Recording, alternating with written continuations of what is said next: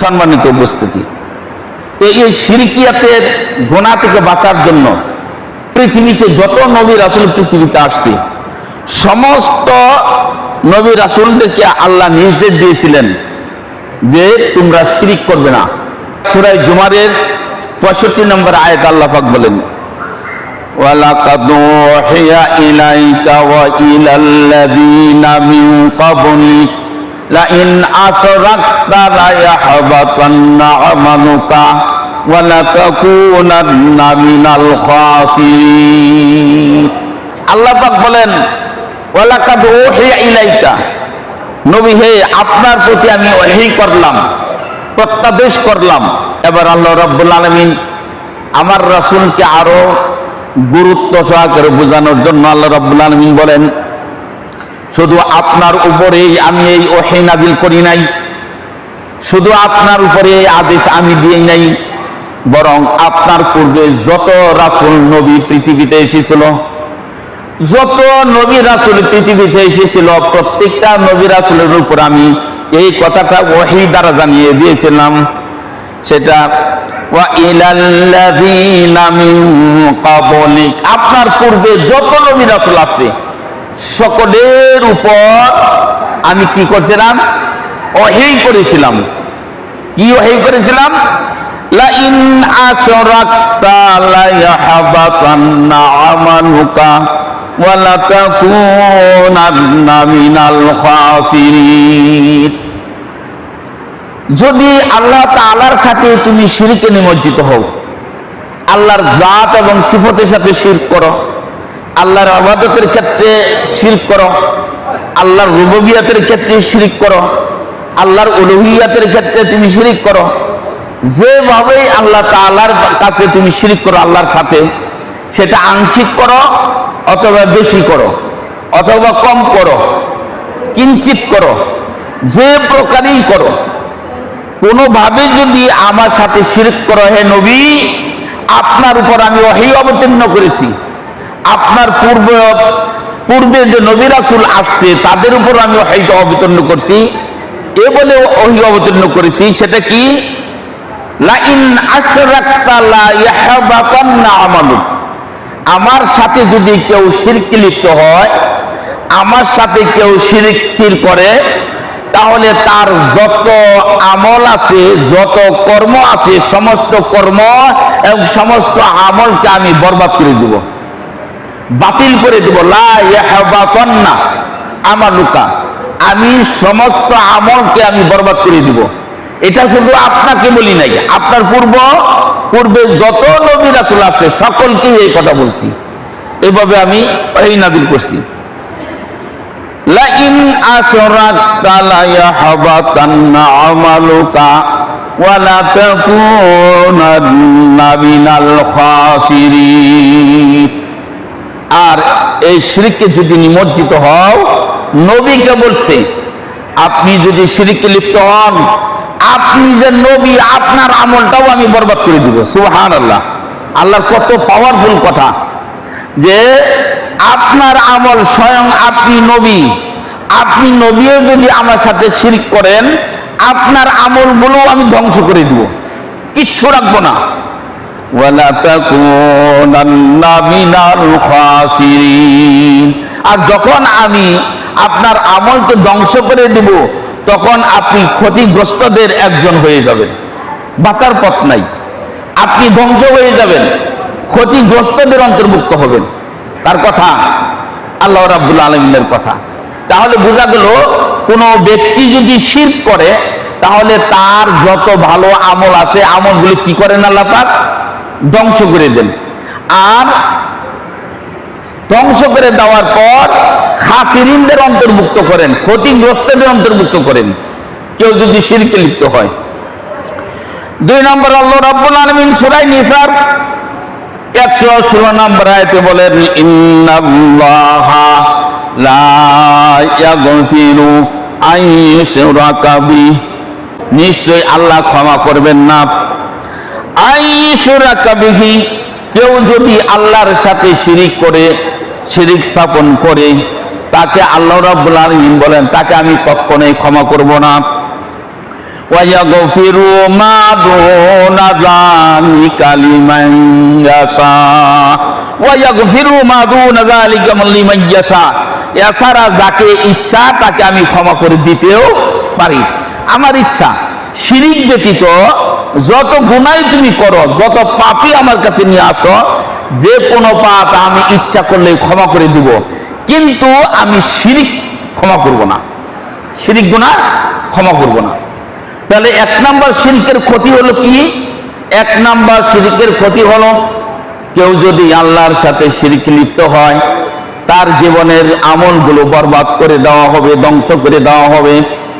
দুই নাম্বার ক্ষতি হলো কোনো ব্যক্তি যদি আল্লাহ রাব্বুল আলামিনের সাথে শিরক করে, তাহলে আল্লাহ রাব্বুল আলামিন ঘোষণা দিয়েছেন লা ইয়াগফিরু আইয়ুশরাকা বি, আমি তাকে কখনোই ক্ষমা করব না শিরক করার কারণে।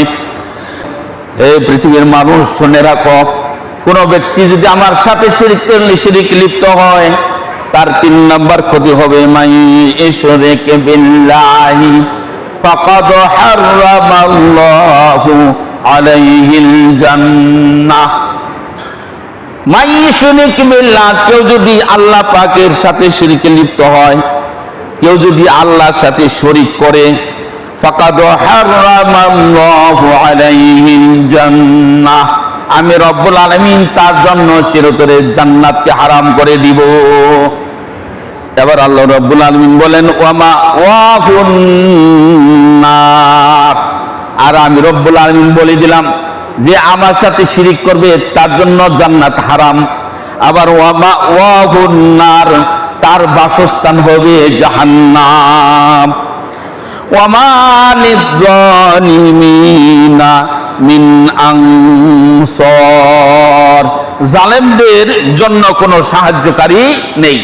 এই জালেম কোন জালেম? এই জালেম হলো যারা শিরক করে, তাদেরকে আল্লাহ পাক জালেম বলছেন। শিরকের আরেকটা ক্ষতি হলো মাই ইশরিক বিল্লাহি ফাকান্নামা খাররা মিনাস সামাই। শিরকের আরেকটা ক্ষতি হলে যদি তুমি শিরক করো, তাহলে এর একটা ক্ষতি হলো এরকম, আল্লাহ উদাহরণ দিলেন, কোন একটা বাজ পাখি তোমার বাড়ি থেকে একটা খাদ্য নিল, তুমি স্বচক্ষে দেখলে বাজ পাখি তোমার বাড়ি থেকে একটা খাদ্য হয়, সেটাকে ঠুকুর মারে বাজ পাখি নিয়ে চলে গেল। এই বাজ পাখি উঠতেছে উঠতেছে, 1 মাইল উপরে উঠে গেছে, হাজার হাজার ফুট উপরে ওঠার পর ওই খাদ্যটা সে ধারণ করতে পারে না। ওই মুহূর্তে ওই বিশাল আকাশের মহাশূন্যের উপরে যে তার পায়ের মধ্যে কষ্টসাধ্য হয়ে গেল সে খাদ্য রাখা, নিরুপায় হয়ে ওই বাজ পাখি ওই মহাকাশ থেকে যদি, সেই মহাশূন্য থেকে যদি বাজ পাখি খাদ্যটাকে ছেড়ে দেয়, ওই খাদ্যটা যত দ্রুত বেগে দুনিয়াতে পড়বে, দুনিয়াতে মাটিতে পড়ে সাথে সাথে ছিন্ন বিচ্ছিন্ন হয়ে যাবে। আল্লাহ রাব্বুল আলামিন বলেন মাইয়ুশরিক বিল্লাহি ফাকান্নামা খাররা মিনাস সামাই, এবং যে কেউ আল্লাহর সাথে শিরিক করলো, তুমি যদি শিরিক করো, সে যেন আকাশ থেকে ছিটকে পড়লো। কিরকম ছিটকে পড়া? আল্লাহ রাব্বুল আলামিন বলেন ফাতাখতাফুহু তাইর, কি করলো? মৃতভোজী পাখি উড়ন্ত অবস্থায় নিয়ে গেল এবং সেখান থেকে ছেড়ে দিল, আর ছেড়ে দেওয়ার সাথে সাথে দুনিয়াতে তুমি ছিটকে পড়বে। এটা হলো শিরকের আরেকটা ক্ষতি। ডিসকভারিতে দেখতেছিলাম একটা বাজ পাখি একটা কচ্ছপ ধরছে। কচ্ছপ তো একটু পিচ্ছিল জিনিস, ওটা নখ দিয়ে তো এতই করা যায় না। ওই বেচারা নিয়ে তো ওরাল দিছে, বহু উপরে উঠছে। উঠার পরে এটা দেখা যাচ্ছে আর কি, উঠার পরে এই পাখিটা অনেক উপরে ওঠার পরে কচ্ছপটা রাখতে পারে না, তখন পাখিটার ওই পা থেকে হঠাৎ করে ফসকে কচ্ছপটা পড়ে যায়। এখন বিজ্ঞান ওইখানে উপস্থাপক যিনি, তিনি উপস্থাপনা করছে, যিনি উপস্থাপক তিনি উপস্থাপনা করে বলছে যে এই কচ্ছপটা 3 থেকে 400 কিলোমিটার বেগে পৃথিবীতে পড়তেছে, মাটিতে পড়তেছে। কয় কিলোমিটার? 3 থেকে 400 কিলোমিটার বেগে পৃথিবীতে পড়তেছে, আর বাজ পাখি 150 থেকে 200 কিলোমিটার বেগে নিচ দিকে আসতেছে খাদ্যটার ধরার লিগে। সুবহানাল্লাহ। তো দেখলাম দৃশ্যটা, সেই কচ্ছপটা কি করলো, একটা পাথরের উপরে পড়ে, পাথরের মধ্যে লাগার পরে জাম্মিন করলো। আল্লাহ রাব্বুল আলামিন বলেন, মাইয়াশরিক বিল্লাহি ফাকাআন্নামা ফাররা মিনাস সামাই ফাতাখতাফুহু আত-তায়র। যে ব্যক্তি শিরক করবে ঠিক তার এই অবস্থা হবে। মৃতভোজী পাখি বহু উপরে ওঠার পর সেখান থেকে ছেড়ে দিল, আর সেই খাদ্যটা যেরকম ছিটকে দুনিয়াতে পড়ে যায়, এই খাদ্যটার যে হালত হয়, যে ব্যক্তি শিরক করবে তার হালত এরকম হবে। চিন্তা করছেন? সূরা হজ 31 নম্বর আয়াত। এটা হলো এক ধরনের ক্ষতি।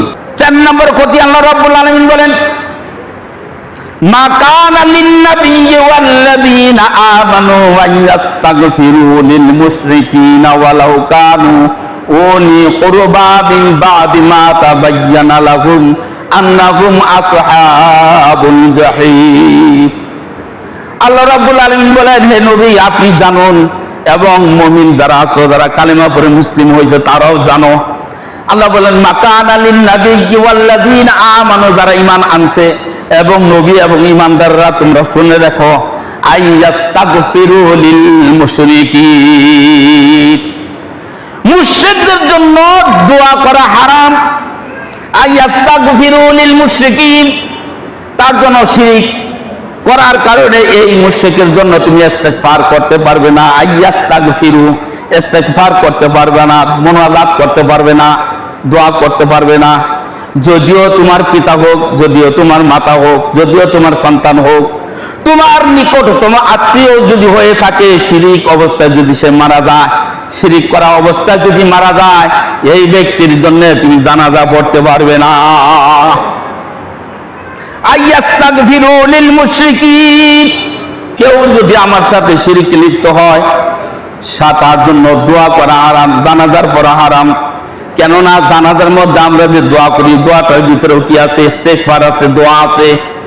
আল্লাহুম্মা গফিরলি, আল্লাহ তুমি মাফ করে দাও, হাইয়িনা, যারা জীবিত তাদেরকে বলি না, আল্লাহুম্মা গফিরলি, আল্লাহ তুমি ক্ষমা করে দাও, হাইয়িনা, যারা জীবিত এখানে উপস্থিত আছে জানাজার মধ্যে তাদেরকে তুমি মাফ করে দাও, ওয়া মাইয়িতিনা, যারা মারা গেছে এবং এই মৃত ব্যক্তিকে তুমি মাফ করে দাও। এটা কি ইস্তেগফার করতেছি না, দোয়া করতেছি না? আল্লাহুম্মা গফিরলি হাইয়িনা ওয়া মাইয়িতিনা ওয়া শাহিদিনা ওয়া গায়বিনা ওয়া শাহিদিনা, যারা উপস্থিত আছে তাদেরকে মাফ করে দাও, ওয়া গায়বিনা, এবং যারা উপস্থিত হয় নাই, এখনো তারা এখনো উপস্থিত হয় নাই জানাজার মধ্যে, আল্লাহ তাদেরকেও তুমি মাফ করে দাও। ওয়া সগীরিনা ওয়া কবীরিনা, রব্বুল আলামিন এই জানাজার সালাতের মধ্যে যে ছোট ছোট বাচ্চারা আছে এদেরকে মাফ করে দাও, ওয়া কবীরিনা, যারা বড় তাদেরকে তুমি মাফ করে দাও। দোয়া হইতেছে কিনা এটা? আল্লাহ রাব্বুল আলামিন বলেন, আইয়াস্তাগফিরু লিল মুশরিকিন, কোন ব্যক্তি যদি শিরকে লিপ্ত হয় তার জন্য ইস্তেগফার করা যাবে না, দোয়া করা যাবে না, দোয়া কমপ্লিট হারাম, তার জানাজাও পড়া যাবে না।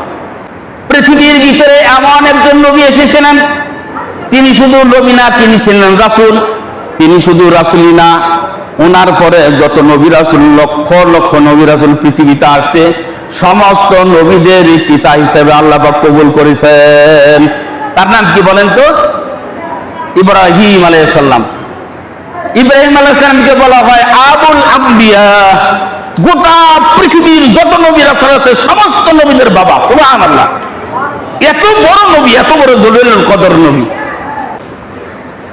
আল্লাহ রাব্বুল আলামিন ইব্রাহিম আলাইহিস সালামের সাথে ওয়াদা দিলেন, হে ইব্রাহিম, আপনাকে আমি কখনোই সম্মান করব না, এটা আপনার সাথে আমার ওয়াদা। আল্লাহ বলেন, এটা আপনার সাথে ওয়াদা, আপনাকে আমি কখনোই অসম্মান করব না। কেননা আপনি এমন একজন ব্যক্তি, আপনি হলেন আমার বন্ধু।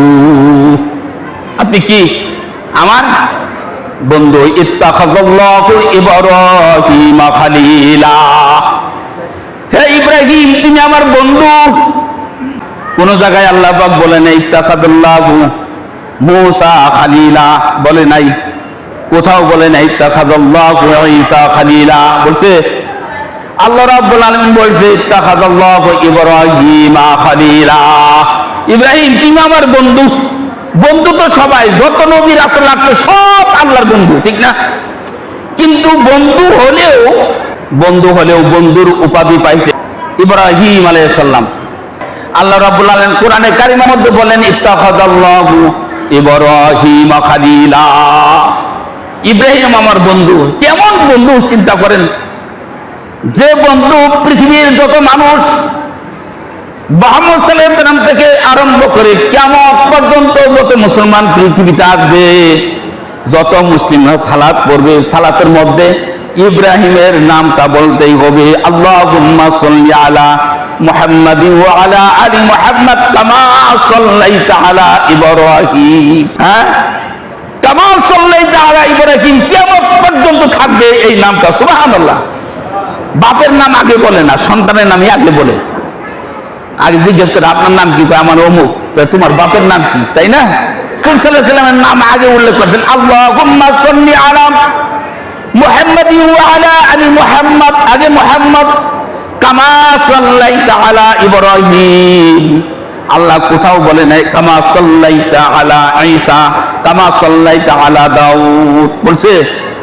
আমাদেরকে আল্লাহ রাসূল শিখিয়ে দিয়েছেন, আমার নাম নেওয়ার সাথে সাথে আমার বাবার নামটা তোমরা উচ্চারণ করবে, আল্লাহুম্মা সাল্লি আলা মুহাম্মাদিন ওয়া আলা আলি মুহাম্মাদ কামা সাল্লাইতা আলা ইব্রাহিম। কত বড় নবী ছিল, তাই না? এত বড় নবী হওয়ার পরে আল্লাহর রাসূল বললেন কিয়ামতের ময়দানে সমস্ত মানুষ উলঙ্গ হয়ে উঠবে, কেউ কারোর দিকে তাকাবে না, যার যে চিন্তায় আকাশের দিকে তাকায় থাকবে আর কাঁদবে। রাসূল সাল্লাল্লাহু আলাইহি ওয়াসাল্লাম বলেন, যাকে আল্লাহ রাব্বুল আলামিন সর্বপ্রথম আদর করে মহব্বত করে কাপড় পরিধান করবে জান্নাতের কাপড়, তার নাম হলো ইব্রাহিম খলিলুল্লাহ। ইব্রাহিম খলিলুল্লাহ কাপড় পরানি হবে। সেই ইব্রাহিম খলিলুল্লাহ, এমন ইব্রাহিম খলিলুল্লাহ, আল্লাহ রাসূলের কাছে এক সাহাবা বলছে, ইয়া রাসূলুল্লাহ, আপনি হলেন সৃষ্টির সেরা মানুষ। আল্লাহর রাসূল বলেন, যাকা ইব্রাহিম খলিলুল্লাহ, হে আমার সাহাবী, তো আমি শ্রেষ্ঠ নই, শ্রেষ্ঠ হলো গোটা সৃষ্টি জগতের শ্রেষ্ঠ মানুষ হলো আমার বাবা ইব্রাহিম। সুবহানাল্লাহ, কত বড় ব্যক্তি।